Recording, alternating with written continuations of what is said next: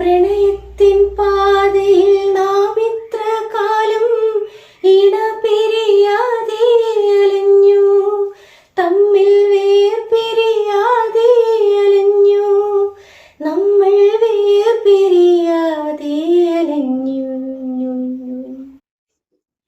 പാട്ടൊക്കെ കൊള്ളാലോ, ഭയങ്കര ഫീൽ ചെയ്താണല്ലോ പാടുന്നത്. ഞാൻ മത്സരത്തിലൊക്കെ കുറെ സമ്മാനമൊക്കെ വാങ്ങിയിട്ടുള്ളതാ. അങ്കനവാടിയിലായിരിക്കും.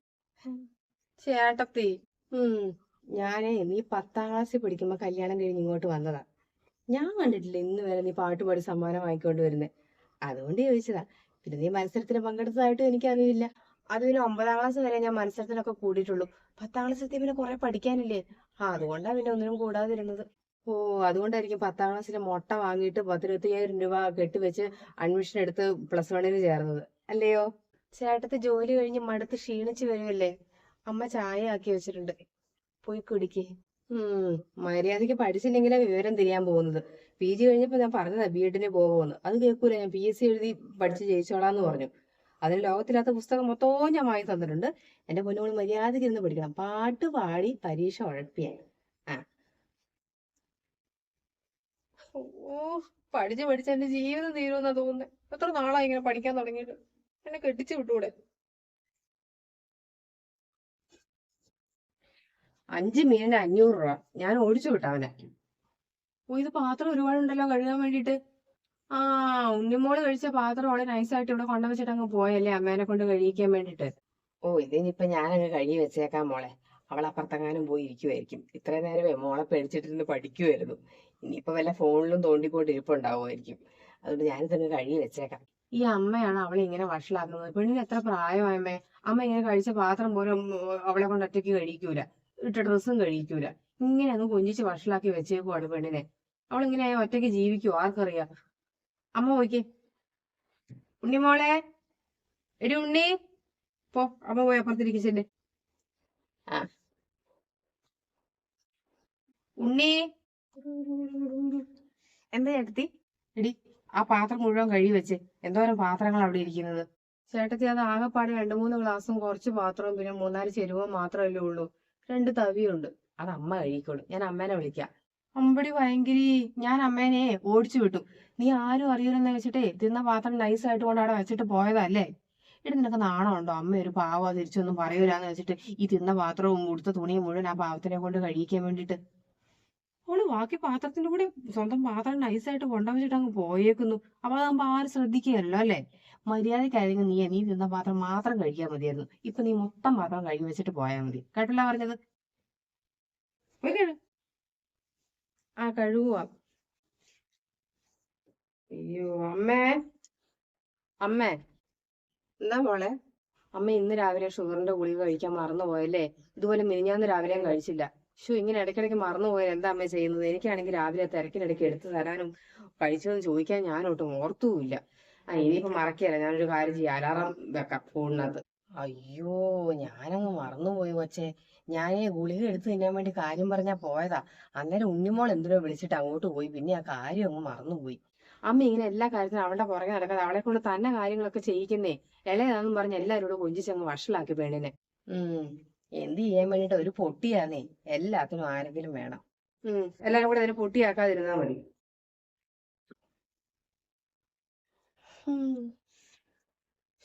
ഇവിടെ തന്നെയാണല്ലോ വെച്ചത്. മോളെ, ഫോട്ടോ തപ്പി വേർക്കണ്ട. ഞാനതെടുത്തേ കത്തിച്ചു കളഞ്ഞു. ഏത് ഫോട്ടോ? ചേട്ടത്തി എന്താ പറയുന്നേ? ഏത് ഫോട്ടോയുടെ കാര്യോ? ഉരുളല്ലേ. നിന്റെ ബെഡിന്റെ അടിയെന്നേ ഒരു ചട്ടിത്തലേന്റെ ഫോട്ടോ എനിക്ക് കിട്ടി. അവൻ നമ്മുടെ കുടുംബത്തിനോ ഈ പഞ്ചായത്തിനോ ഉള്ളവനല്ലെന്നും കുളിയും തന്നെ ഇല്ലാത്തവനാണെന്നും അവനെ കണ്ടപ്പോഴേ എനിക്ക് മനസ്സിലായി. പിന്നെ ഒന്നും നോക്കിയില്ല. കത്തിക്കാൻ കൂട്ടിയിട്ടിരിക്കുന്ന ചവറിനകത്തോട്ട് തിരികെ വെച്ച് നല്ല അന്തസ്സായിട്ട് കത്തിച്ചു കളഞ്ഞു. അയ്യോ, ഇനി അത് കുഞ്ഞേട്ടന്റെ ആരെങ്കിലും ഫ്രണ്ട്സ് ആരെങ്കിലും ആണോ? വെറുതെ കത്തിച്ചു കളയണ്ടായിരുന്നു. കഷ്ടമായി പോയി. നിന്റെ കുഞ്ഞേട്ടനോട് ചോദിച്ചിട്ട് തന്നെ ഞാൻ കത്തിച്ചത്. അവൻ അറിയത്തില്ലെന്ന് പറഞ്ഞു. ഇപ്പൊ നടന്ന കാര്യങ്ങള് എനിക്കും നിനക്കും നിന്റെ കുഞ്ഞേട്ടനെ മാത്രമേ അറിയത്തുള്ളൂ. അതുകൊണ്ട് വേറെ ആരോടും പറയാൻ നിൽക്കണ്ട. പിന്നെ വലുതും മനസ്സിലുണ്ടെങ്കിൽ അതങ്ങ് കളഞ്ഞേക്കണം. നടക്കത്തില്ല. ചേട്ടത്തി, മോളെ, ഈ കുടുംബത്തിന്റെ സമാധാനത്തിന് വേണ്ടി ഞാൻ എന്ത് വേണമെങ്കിലും ചെയ്യുമെന്ന് മോക്കറിയാലോ. അതുകൊണ്ട് എന്നെ കൊണ്ട് വെറുതെ ദുരഭിമാനം പോലെ ചെയ്യിക്കരുത്. അവനെ കൊന്നിട്ട് ഞാൻ ജയിലിൽ പോകും. അപ്പൊ എന്തൊക്കെയാ സംഭവിക്കുന്നതെന്ന് നിനക്കറിയാവോ? നിന്റെ കാമുകൻ മരിച്ചു പോകും, നിന്റെ മൂത്ത ചേട്ടന് ഭാര്യ ഇല്ലാതാകും, 2 മക്കൾക്ക് അമ്മയില്ലാതാകും, ഈ കുടുംബത്തിന്റെ മാനവും പോകും. അങ്ങനെ മൊത്തം പ്രശ്നവും. എന്ത് വേണമെന്ന് മോളെ ആലോചിച്ച് തീരുമാനിക്കും. ഇനിയും നിനക്ക് അവനെ വേണോ? പറ, ഇനിയും വേണോ? വേണ്ട. വാ, ജ്യൂസ് അടിച്ചു തരാം, വാ. അയ്യോ,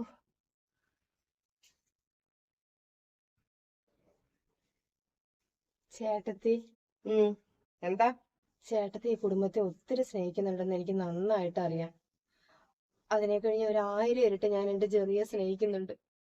ഞാൻ അവനെ സ്നേഹിക്കുന്നവർ ഒരു 10,000 ഇരട്ടി അവൻ എന്നെ സ്നേഹിക്കുന്നുണ്ട്. ഞങ്ങളെ രണ്ടുപേരെയും പിരിക്കാൻ ചേട്ടത്തിയെ കൊണ്ട് പറ്റൂ? പറ. അതിനെ കഴിഞ്ഞ് ഒരു 10,000 ഇരട്ടി ദേഷ്യം എന്റെ പെരുവേറ്റേന്ന് അരിച്ചങ്ങോട്ട് മേലോട്ട് കയറുന്നുണ്ട്. അതില്ലാതാക്കാൻ നിന്നെ കൊണ്ട് പറ്റുമോ? പറ. മര്യാദയ്ക്ക് ഞങ്ങൾ കാണിച്ചു തരുന്ന ചെറുക്കനെ കേട്ടിട്ട് സന്തോഷമായിട്ട് അടങ്ങി ഒതുങ്ങി ജീവിച്ചോണം. അല്ല, ഈ പറഞ്ഞ ചെറുക്കൻ എന്താ ജോലി? അങ്ങനെയൊന്നുമില്ല, അവ കിട്ടുന്ന എല്ലാ പണിക്കും പോവും. എന്നാലേ ഏതെങ്കിലും ഒരു ജോലി നല്ല വൃത്തിയായിട്ട് ചെയ്യുന്ന നല്ല അടിപൊളി ഒരു ജോലിക്കാരനെ, നല്ല സലസ്വഭാവിയായ ചെറുക്കനെ ഞങ്ങൾ നിനക്ക് വേണ്ടിയിട്ട് കണ്ടുപിടിച്ച് തരും. അതെല്ലാം നിനക്ക് ഒറ്റയ്ക്ക് തിരഞ്ഞെടുക്കണമെങ്കിൽ വേണേ തിരഞ്ഞെടുത്തോ. പക്ഷെ ചെറുക്കന് നല്ല ജോലിയും നല്ല സ്വഭാവം ആയിരിക്കണം എന്ന് ഞങ്ങൾക്കും കൂടെ ബോധ്യപ്പെടണം. അല്ലാണ്ട് കണ്ട ചെറുക്കന്മാരെ ഇവിടെ നടക്കുന്ന തട്ടിത്തരയന്മാരെ പ്രേമിച്ചുകൊണ്ട് ഇങ്ങോട്ട് വന്നാണ്ടല്ല. ചേട്ടത്തി പോയിക്കാ.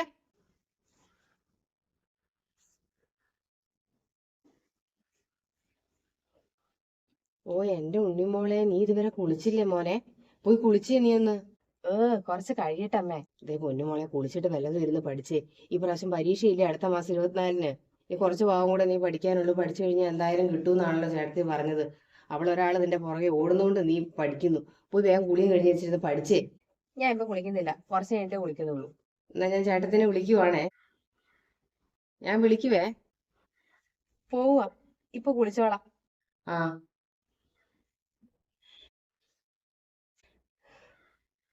അമ്മ, ആണുങ്ങളായിട്ടുണ്ടെങ്കിൽ കുറച്ച് എപ്പോഴെങ്കിലും വല്ലപ്പോഴും ഒന്ന് കുടിച്ചെന്നൊക്കെ ഇരിക്കും. ഇതിപ്പോ കുഞ്ഞാട്ടിന് എപ്പോഴും കുടിച്ചു കൂത്താടി ഇങ്ങനെ കൂതറയായിട്ട് നടക്കുന്നൊന്നും അല്ലല്ലോ. ഒരു ഫ്രണ്ട്സിന്റെ വക അയാൾക്ക് ജോലി കിട്ടി എന്തോ ഒരു പാർട്ടി ഉണ്ടായിരുന്നു, അപ്പൊ കുറച്ച് കഴിച്ചു. അതിന് ചേട്ടത്തി എല്ലാവരുടെയും മുന്നിൽ വെച്ച് എന്തൊക്കെയാ പറഞ്ഞ കുഞ്ഞാട്ടിനെ? എന്തൊക്കെ പറഞ്ഞാലും ചേട്ടത്തി കുറച്ച് ഓവർ തന്നെയാണ്. ചേട്ടത്തിക്ക് വലിയേട്ടന്റെയും മക്കളുടെയും കാര്യങ്ങൾ നോക്കിയാൽ പോരെ. ഈ എന്റെയും കുഞ്ഞേട്ടന്റെയും കാര്യങ്ങളിലൊക്കെ ഇത്ര കയറി ഇടപെടുന്നത് എന്തിനാന്ന് എനിക്ക് മനസ്സിലാവാത്തത്. ആ, ഒന്നുമില്ല. അവൾ അത്രയും പറഞ്ഞുകൊണ്ട് മേലെ ഒരു പരിപാടിക്ക് അവനിങ്ങനെ കുടിച്ചു കയറി വരികയില്ല. അതുപോലെ അവൾ ഇന്നലെ പറഞ്ഞിട്ടുണ്ട്. ഈ പിന്നെ കുടിച്ചാലുള്ള ഫ്രണ്ട്ഷിപ്പ് ആണെങ്കിൽ ആ ഫ്രണ്ട്ഷിപ്പ് അങ്ങോട്ട് വേണ്ടെന്ന് വെക്കുന്നത് നല്ലതെന്ന് ഇന്നലെ അവള് പറഞ്ഞത് കേട്ടില്ലേ? ഇനി എല്ലാം പോട്ടെ, അച്ഛനെ അമ്മേനെ അവൾ എത്ര പൊന്നുപോലെ നോക്കുന്നത് നീ കണ്ടിട്ടില്ലേ? അവൾ ഇവിടെ ഉള്ളത് എന്റെ ഏറ്റവും വലിയ ധൈര്യം. അവളൊന്ന് വീട്ടിൽ പോകുമ്പോൾ തന്നെ ഒരു 10 പേര് ഇറങ്ങി പോകുന്ന പോലെ എനിക്ക് തോന്നുന്നത്.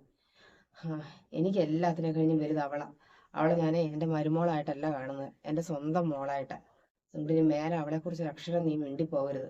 അത്രയ്ക്ക് ഈ കുടുംബത്തിന് വേണ്ടി കഷ്ടപ്പെടുന്നുണ്ട്. അപ്പൊ അല്ലമ്മ, ഞാൻ ഇന്നലെ കുഞ്ഞേട്ടന്റെ മുഖത്തെ വിഷമവും എല്ലാവരുടെ മുന്നിൽ ഇങ്ങനെ നാണം കെട്ട പോലെ നിൽക്കുന്നതൊക്കെ കണ്ടപ്പോ അതുകൊണ്ട് പറഞ്ഞു പോയതാ.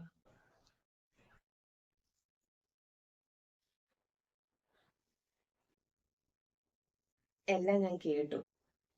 അയ്യോ ചേട്ടത്തി, അതൊന്നും സാരമില്ല മോളെ. എനിക്കെല്ലാം മനസ്സിലാവും. കുറച്ചു ദിവസമായി മോക്ക് എന്നോട് ഭയങ്കര ദേഷ്യമാണെന്ന് ചേച്ചിക്കറിയാം. നീ ഇഷ്ടപ്പെട്ട ചെറുക്കനെ കെട്ടാൻ ഞാൻ സമ്മതിക്കാത്തത് കൊണ്ടല്ലേ. അവനെ കുറിച്ച് നിനക്ക് ഒന്നും അറിയത്തില്ല. മോളുടെ ഇഷ്ടം അങ്ങനെ വെറുതെ വേണ്ടാന്ന് പറഞ്ഞതല്ല ചേച്ചി. കാര്യങ്ങളൊക്കെ അന്വേഷിച്ചിട്ട് തന്നെയാ. അവൻ കുറച്ചുനാൾ ജയിലിൽ കിടന്നിട്ടുണ്ട്. അത് മോക്കറിയാവോ? ജയിലിലോ? എന്തിന്? ഒരു പെൺകുട്ടിയുടെ ഫോട്ടോ മോർഫ് ചെയ്താണ് അവൻ ജയിലിൽ കിടന്നത്. തല മാത്രം ആ പെൺകുട്ടിയുടെ ഉടല് വേറെ മാറ്റി വെച്ചിട്ടൊക്കെ ചെയ്തതാ. അതുപോലെ മോളെയും ചതിക്കാനായിരുന്നു അവന്റെ പ്ലാൻ. അത് അറിഞ്ഞുകൊണ്ടാണ് ഞാൻ വേണ്ടാന്ന് വെച്ചത്. അല്ലാണ്ട് അവന് ജോലിയും കൂലിയില്ല എന്നുള്ള കാരണം കൊണ്ട് മാത്രമല്ല. അതൊക്കെ നമുക്ക് വേണമെങ്കിൽ വാങ്ങിച്ചു കൊടുക്കാലോ. പക്ഷെ ഇങ്ങനെ ഒരുത്തനെ കൊണ്ട് എങ്ങനെയാ നിന്നെ കെട്ടിക്കുന്നത്? എന്നോട് ക്ഷമിക്കും ചേട്ടത്തി. സോറി. എന്നോട് ചേട്ടത്തിക്ക് ഇത്രയും കരുതലുണ്ടായിരുന്നു ഞാൻ അറിഞ്ഞില്ല. എന്റെ അമ്മയച്ഛനും പോലും എന്നെ ഇത്രയും സ്നേഹിച്ചിട്ടില്ല. ആ ചേട്ടത്തി, ഞാൻ എന്നോട് ക്ഷമിക്കും. സാരമില്ല, കരയണ്ട. പോട്ടെ, കഴിഞ്ഞതൊക്കെ കഴിഞ്ഞു. എഴുന്നേറ്റ് വന്ന് ചോറ് നിന്നിട്ടിരുന്ന് പഠിക്കാൻ നോക്കടി. ചേട്ടത്തി. ചേട്ടത്തി, കൂടെ വാ.